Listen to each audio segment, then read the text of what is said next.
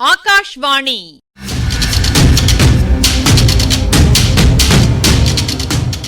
பொன்னியின் செல்வங்கள் வாசிப்பும் ஆய்வும். வாசிப்பவர் ராமசுவாமி சுதர்சன் அவர்கள்.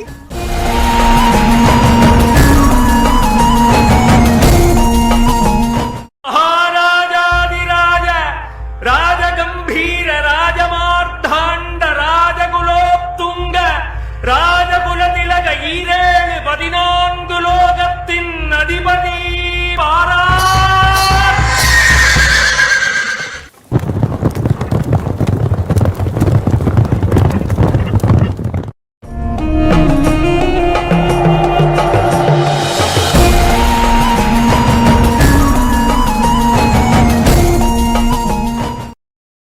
பராக் பராக், இதோ வருகிறார்கள் புலவர் பெருமக்கள், கவிஞர் சிகாமணிகள், தமிழ் பெருங்கடலின் கரை கண்டவர்கள், அகத்தியனாரின் வழிவந்தவர்கள், தொல்காப்பியம் முதலிய சங்க நூல்களை கரைத்து குடித்தவர்கள், சிலப்பதிகாரம் முதலிய 50 காவியங்களை தலைகீழாக படித்தவர்கள், தெய்வத் தமிழ்மறையான திருக்குறளையும் ஒரு கை பார்த்தவர்கள், இலக்கியம் கண்டதற்கு இலக்கணம் அறிந்தவர்கள், இலக்கணம் கூறியதற்கு இலக்கியம் தெரிந்தவர்கள், தாங்களே சுயமாகவும் கவிபாட வல்லவர்கள்.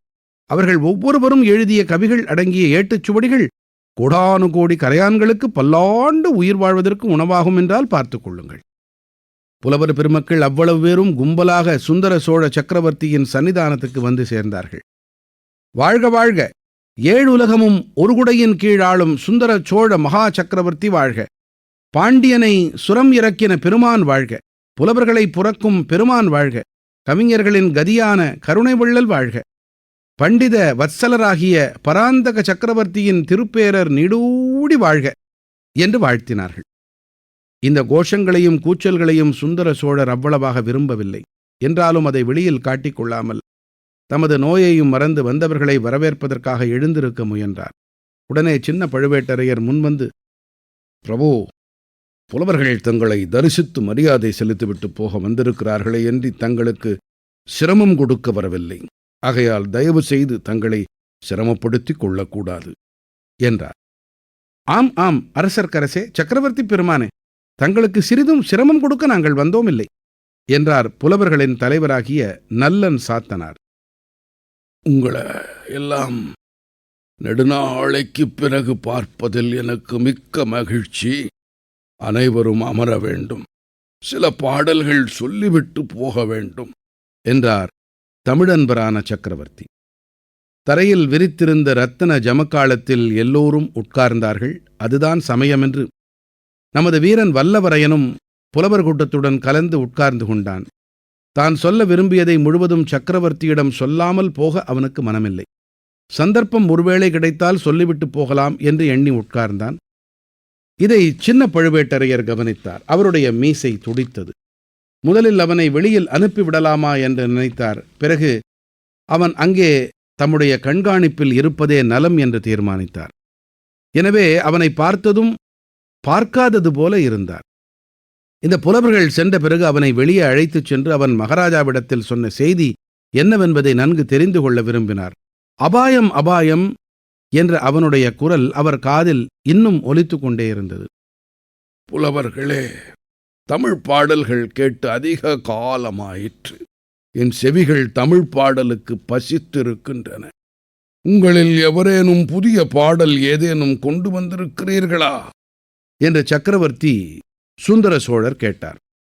உடனே ஒரு புலவர் சிகாமணி எழுந்து நின்று, பிரபு, உலகபுரத்தில் தங்கள் திருப்பெயரால் விளங்கும் சுந்தர சோழர் பெரும்பள்ளியிலிருந்து அடியேன் வந்தேன். சிவநேச செல்வராகிய தாங்கள் பௌத்த மடாலயத்துக்கு நிபந்தம் அளித்து உதவியதை இந்த தமிழகமெங்கும் உள்ள பௌத்தர்கள் பாராட்டி போற்றுகின்றார்கள். தாங்கள் உடல் நோயற்றிருப்பது அறிந்து முதல் பிக்ஷுக்கள் மிக்க கவலை கொண்டு தங்கள் உடல் நலத்துக்கு பிரார்த்தனை நடத்தி வருகிறார்கள்.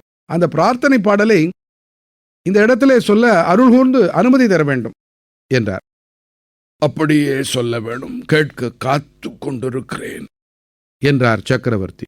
புலவரும் இனிவரும் பாடலை இசையோடு பாடினார். போதியன் திருநிழல் புனித நிற்பரவுதும் மேதகு நந்திபுரி மன்னர் சுந்தரச் சோழர் வன்மையும் வனப்பும் திண்மையும் உலகில் சிறந்து வாழ்கெனவே. அதாவது இதன் பொருள் என்னவென்றால், அந்நாளில் பழையாறை நகருக்கு நந்திபுரி என்னும் பெயரும் உண்டு. சில காலத்துக்கு முன்பு சோழ மண்டலம் பல்லவர் ஆட்சியின் கீழ் இருந்தபோது நந்திபுரி என்னும் பெயர் பிரபலமாய் விளங்கியது. ஆகையினாலே இந்த பழம்பாடலில் நந்திபுரி மன்னர் என்று குறிப்பிடப்பட்டிருக்கிறது. பாடலை கேட்டதும் புலவர்கள் அத்தனை பேரும் நன்று நன்று என்று கூறி தங்கள் பாராட்டுதலை தெரிவித்தார்கள். புத்தர்கள் இவ்வளவு நன்றியுடையவர்களாயிருப்பது வியப்பு வியப்பு என்றார் ஒரு வீரசைவ கவிராயர். ஆம், அது வியப்பான காரியம்தான். உலகபுரம் புத்த மடத்துக்கு நான் செய்த சேவை மிக அற்பம். அதற்கு இவ்வளவு பாராட்டு வேண்டுமா என்றார் மன்னர். சக்கரவர்த்தியின் வன்மை திறத்தை அனுபவித்தவர் யார்தான் என்றென்றைக்கும் நன்றி செலுத்தி பாராட்டாதிருக்க முடியும்? இந்திரனும் சூரியனும் சிவபெருமானும் கூட தங்களுடைய வன்மையின் பயனை அனுபவித்திருக்கிறார்கள் என்றார் மற்றொரு புலவர் சிரோமணி. சுந்தர சோழர் முகத்தில் புன்னகை தவிழ, அது என்ன, இந்திரனும் சூரியனும் சிவபெருமானும் கூடவா? அவர்கள் எதற்காக என்னிடம் நன்றி செலுத்த வேண்டுமாம் என்று கேட்டார். ஒரு பாடல் சொல்ல அனுமதி தர வேண்டும் என்றார் அப்புலவர். அப்படியே நடக்கட்டும் என்றார் மன்னர். புலவர் கையில் கொண்டு வந்திருந்த ஓலையை பிரித்து படிக்கலுற்றார்.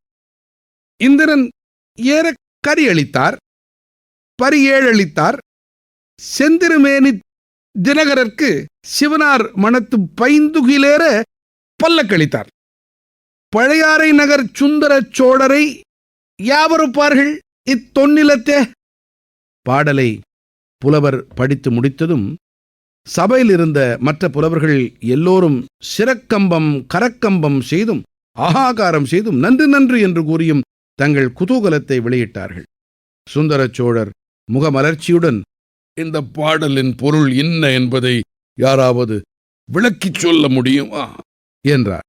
ஒரே சமயத்தில் பலர் எழுந்து நின்றார்கள். பிறகு நல்லன் சாத்தனாரை தவிர மற்றவர்கள் அனைவரும் உட்கார்ந்தார்கள். நல்லன் சாத்தனார் பாடலுக்கு பொருள் கூறினார். ஒரு சமயம் தேவேந்திரனுக்கும் விருத்தாசுரனுக்கும் போர் நடந்தது. அதில் இந்திரனாருடைய ஐராவதம் இறந்து போய்விட்டது. அதற்கு இணையான வேறொரு யானை எங்கே கிடைக்கும் என்று இந்திரன் பார்த்து கொண்டிருந்தான். கடைசியில் பழையாறை நகரில் வாழ்ந்த சுந்தர சோழ சக்கரவர்த்தியிடம் அவன் வந்து ஐராவதத்துக்கு நிகரான ஒரு யானை வேண்டும் என்று யாசித்தான். ஐராவதத்துக்கு நிகரான யானை என்னிடம் இல்லை, அதைவிட சிறந்த யானைகள் தான் இருக்கின்றன என்று கூறி இந்திரனை தமது யானை கொட்டாரத்துக்கு அழைத்துச் சென்றார். அங்கே குன்றங்களைப் போல நின்ற ஆயிரக்கணக்கான யானைகளை தேவேந்திரன் பார்த்துவிட்டு எதை கேட்பது என்று தெரியாமல் திகைத்து நின்றான். அவனுடைய திகைப்பை கண்ட சுந்தர சோழர் தாமே ஒரு யானையை பொறுக்கி இந்திரனுக்கு அளித்தார். அந்த யானையை எப்படி அடக்கி ஆளப்போகிறோம், நம் வஜ்ராயுதத்தினால் கூட முடியாதே என்ற பீதி இந்திரனுக்கு உண்டாகிவிட்டதை கவனித்து வஜ்ராயுதத்தை விட வலிமை வாய்ந்த ஒரு அங்குசத்தையும் அளித்தார். பின்னர் ஒரு காலத்தில் செங்கதிர் பரப்பி உலகுக்கெல்லாம் ஒளி தரும் சூரிய பகவானுக்கும் ராகு எனும் அரக்கனுக்கும் பெரும்போர் மூண்டது. ராகு தினகரனை விழுங்க பார்த்தான், முடியவில்லை. தினகரனுடைய ஒளி அவ்விதம் ராகுவை தகித்து விட்டது. ஆனால் சூரியனுடைய தேரில் பூட்டிய குதிரைகள் 7 ராகுவின் காலகோடி விஷத்தினால் தாக்கப்பட்டு இறந்தன. சூரியன் தன் பிரயாணத்தை எப்படி தொடங்குவது என்று திகைத்து நிற்கையில் அவனுடைய திக்கற்ற நிலையை கண்ட சுந்தர சோழர் 7 புதிய குதிரைகளுடன் சூரிய பகவானை அணுகி ரதத்தில் இந்த குதிரைகளை பூட்டிக் கொண்டு சென்று உலகத்தை உய்விக்க வேண்டும் என்று கேட்டுக்கொண்டார். தன் குலத்தில் வந்த ஒரு சோழ சக்கரவர்த்தி இவ்விதம் சமயத்தில் செய்த உதவியை சூரியனும் மிக மெச்சினான். பின்னர் சிவபெருமானுக்கும் பார்வதி தேவிக்கும் கைலியங்கிரியில் திருமணம் நடந்தது. பெண் வீட்டார் கல்யாண சீர்வரிசைகளுடன் வந்திருந்தார்கள். ஆனால் பல்லக்கு கொண்டு வர தவறிவிட்டார்கள். ஊர்வலம் நடத்துவதற்கு எருது மாட்டை தவிர வேறு வாகனம் இல்லையே என்று கவலையுடன் பேசிக் கொண்டார்கள். இதை அறிந்த சுந்தர சோழ சக்கரவர்த்தி உடனே பழையாறை அரண்மனையிலிருந்து தமது முத்துப்பல்லக்கை கொண்டு வரச் சொன்னார். பயபக்தியுடன் சிவபெருமான் திருமணத்துக்கு தம் காணிக்கையாக அந்த பல்லக்கை அளித்தார். அப்படிப்பட்ட சுந்தர சோழ சக்கரவர்த்திக்கு ஊமை சொல்லக்கூடியவர்கள் இந்த விரிந்து பரந்த அலைகடல் சூழ்ந்த பெரிய உலகத்தில் வேறு யார் இருக்கிறார்கள்? இதையெல்லாம் கேட்டுக்கொண்டிருந்த சுந்தர சோழ சக்கரவர்த்தி கலீர் என்று சிரித்தார். நோயின் வேதனையினால் நெடுநாள் சிரித்தறியாத சக்கரவர்த்தியின் சிரிப்பு அவருடைய இணைபிரியாத பத்தினியான மலையமான் மகள் வானவன் மாதேவிக்கும் தாதியர்களுக்கும் அரண்மனை வைத்தியருக்கும் கூட சிறிது உற்சாகத்தை அளித்தது. இப்பகுதியின் ஆய்வினை வழங்குகிறார் ஐங்கரன் அவர்கள்.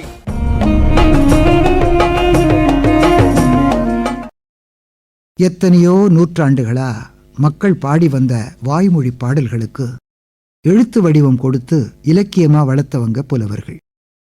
அவங்க இயற்றின பல பாட்டுகள் காலப்போக்குல மறைஞ்சு போய் எஞ்சிய பாட்டுகள் மட்டுமே நமக்கு கிடைத்தமைக்கு காரணம் பிற்காலத்து புலவர்களும் புரவலரும் மேற்கொண்ட முயற்சிதான்.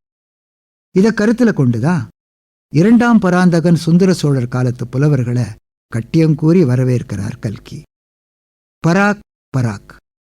அரசரைப் போல உயர் அதிகாரிகள் பலத்த பாதுகாப்போட வருகை தருவாங்க. அவர் வரார், கவனமாயிருங்கன்னு அறிவிக்கிற ஓர் இடைச்சொல். ஒலியோட மூல சக்தி பரா. இந்த வாக்கு பேரறிவு வடிவானது. இதோடைய உள்நோக்கு பிரத்யக் எனப்படும், வெளிநோக்கு பராக். இந்த அடிப்படையில விழிப்பா இருங்கன்னு சொல்றது பராக்னு உருவாயிருக்கலாம். சிகாமணி. சிக்கைனா முடி, தலையையும் குறிக்கும். தலையணி போல சிறந்தவங்க. சந்நிதானம், இறைவனின் திருமுன், மகான்களின் முன்னிலை சந்நிதானம். வத்சலர். வத்ச, இது கன்றுக்குட்டியை குறிக்கிற சொல். தாய்ப்பசு கன்றின் மேலே காட்டுற பரிவை போல அன்புடையவர். போதியன் திருநிழல் புனித. புத்தர் பெருமானை போற்றி துதித்து தொடங்குற பாடல். புத்த மித்திரனார் என்கிற புலவர் இயற்றிய நூல் வீர சோழியம். இதன் உரையில இது மேற்கோள் செய்யுள். சுந்தர சோழருடைய வன்மையை புகழ்கிறது. வன்மை, கொடைத்திறன், ஈகை பண்பு.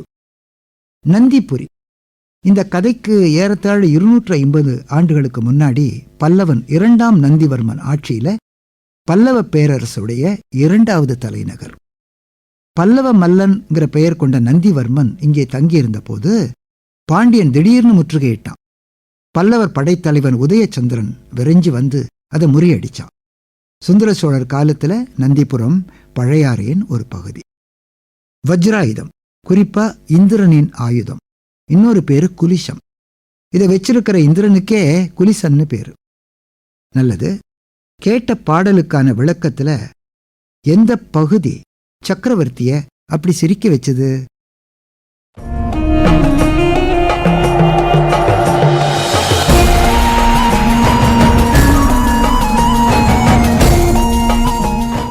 பொன்னியின் செல்வங்கள் வாசிப்பும் ஆய்வும் கேட்டீர்கள். வாசித்தவர் ராமசுவாமி சுதர்சன் அவர்கள். ஆய்வினை வழங்கியவர் ஐங்கரன் அவர்கள். படைப்பு சென்னை வானொலி நிலையம்.